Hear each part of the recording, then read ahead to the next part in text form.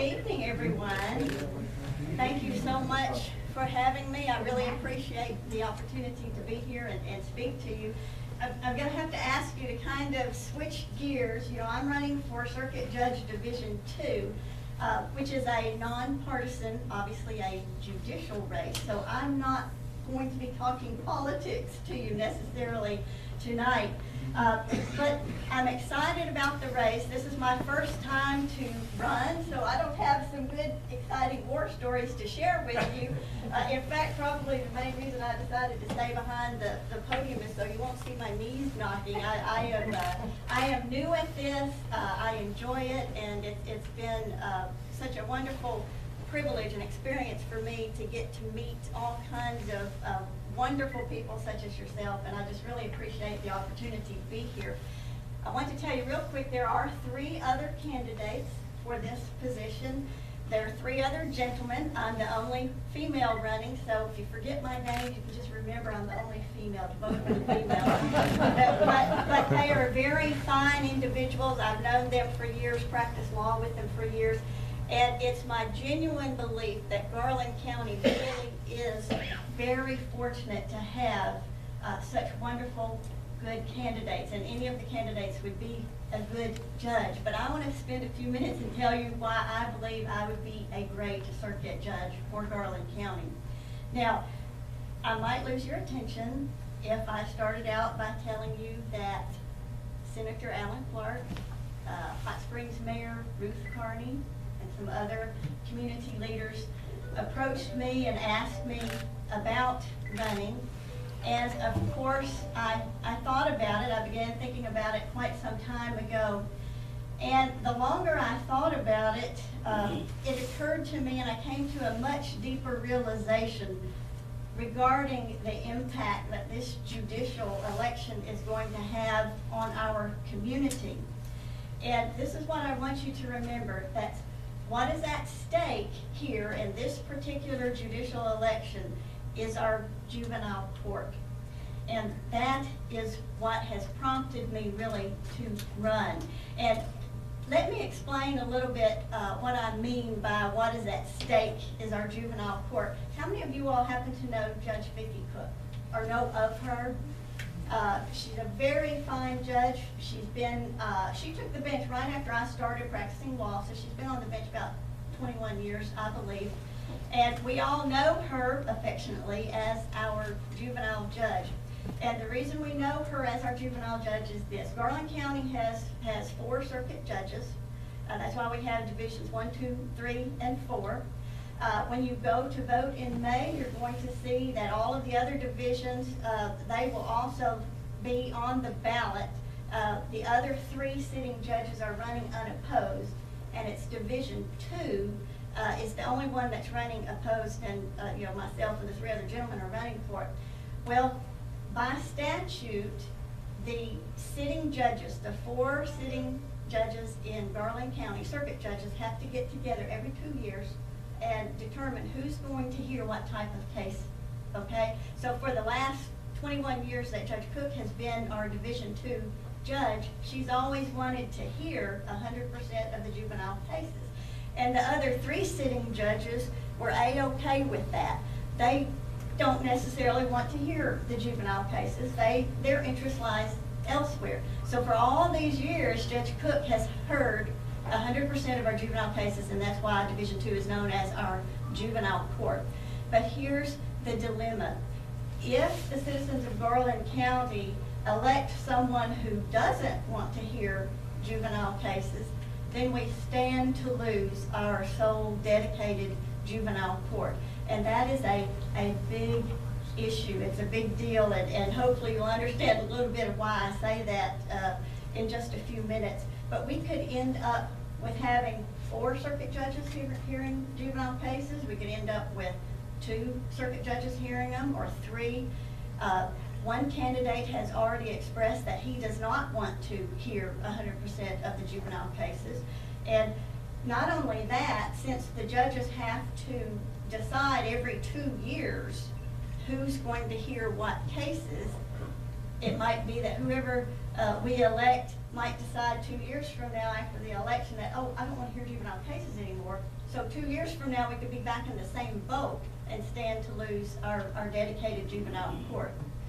So why does that matter, and what's the big deal about that? Let me explain just very briefly the types of cases that juvenile court hears. You know, as I've talked about juvenile court, since I've started the campaign, I've found out that a lot of people don't understand what goes on in juvenile court. Juvenile court hears basically 3 different kinds of cases. They hear delinquency cases. You all know what a juvenile delinquent is. Delinquency cases are when we have a child who has broken the criminal law, and that's the delinquency side of it. I mean, it could be anything from as less an offense as writing graffiti on a wall to literally murder. The juvenile court also hears what we call FINS cases, F-I-N-S, that's an acronym standing for Family in Need of Services. And that kind of case is when a juvenile's behavior is way out of control and the parent or the guardian can't control them. And so the child's behavior is so out of control, the parent or guardian needs the court to step in and set boundaries and rules and guidelines and hopefully rope that child back in and help the family. And then finally, juvenile court hears dependency neglect cases, and that's when a child has been abused or neglected by their parent or by their guardian. And so the state steps in and rescues that child and prevents further abuse and neglect. And you know, that's when children come into foster care and the state assists them that way. But what I want you to realize is that there is very serious business going on in juvenile court. It's not just kids writing graffiti on walls and getting their hands slapped or spanked, but very serious things are going on in juvenile court. And families and children navigating their way through the juvenile court system are in crisis mode. Could you imagine facing some very serious issues and going through a court system? But the things that touch and concern our children and our families, they touch and concern the very fabric of our foundation. There's absolutely nothing more important than our children and our families. And my message tonight is clear and simple, I think. I want to be your juvenile judge, and I want to preserve Division 2 as our dedicated juvenile court. The term of office is for 6 years, and when elected, I will be juvenile judge for the full 6 years and carry on with all the wonderful things that have been started and the very that I'm the most qualified for this position. I've been practicing law for 22 years. I started when I was 5.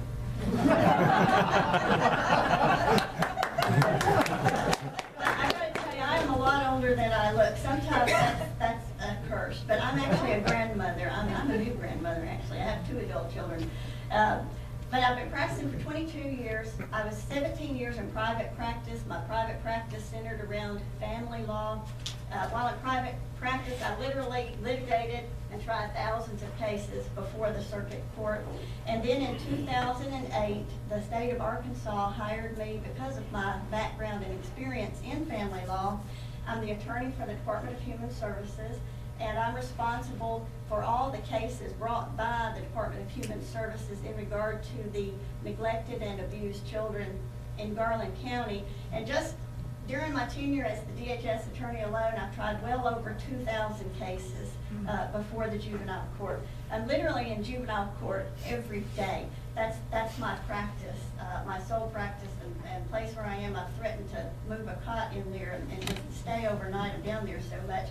But I know the juvenile code, I know the Child Maltreatment Act, I know the body of federal law that relates to juvenile matters. I know what findings the court must make and what language must be in the court's orders. I know what to put in the orders to preserve a lot of benefits for our children going through the foster care system. The point I'm making is every business day I deal with families and children in crisis mode, and I'm used to making tough decisions and used to dealing with very tough issues. Do you have any idea how hard it is to ask the court for an order to end life support for a little toddler? who's been beaten so severely by his parent that the retina in his eyes have become detached, his skull fractured, and his brain shifted, leaving him in a permanently comatose state. That's tough. That's hard. We deal with that kind of issue down in juvenile court. And over the years, I've handled cases where parents are so drug addicted that they've pimped out their own child just to get the money for their next fix. Or they've been so high that they don't even realize their child was in their car when they crashed their car, much less have their child secured properly in an appropriate safe car seat. And I've been in trial when, as the evidence was developed and the testimony was heard, the mother comes to a realization that her significant other, they're very rarely married, but the significant other was having sex with a child. But not just any child, with their child. These are the issues we deal with in juvenile court. And I've prosecuted many a case where the children suffered the trauma of witnessing the drug task force come in and raid the home in full gear with their guns drawn, and the parent grab up the child and use the child as a human shield. And then the child's hair follicle test comes back positive for black tar, heroin, and meth.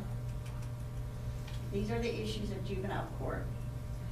And have you ever seen a child literally covered in bruises from their head down to their toes, all the way around their body, where it took your breath away? And I have.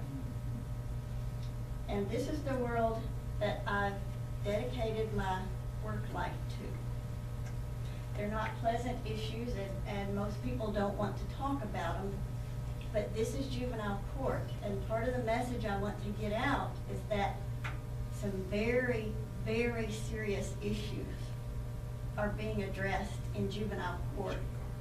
And these kids and these families, they're in crisis when they're navigating through the juvenile court.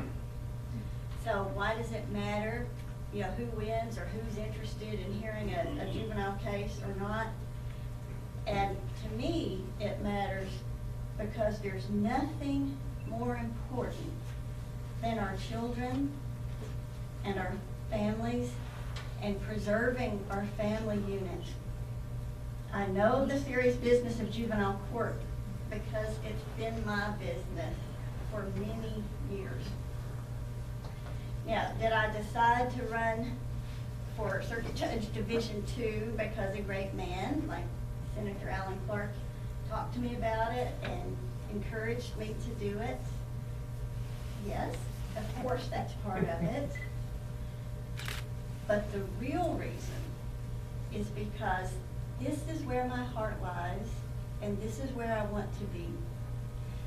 I love the saying by a gentleman by the name of James Berry. He says, nothing is really work unless you would rather be somewhere else.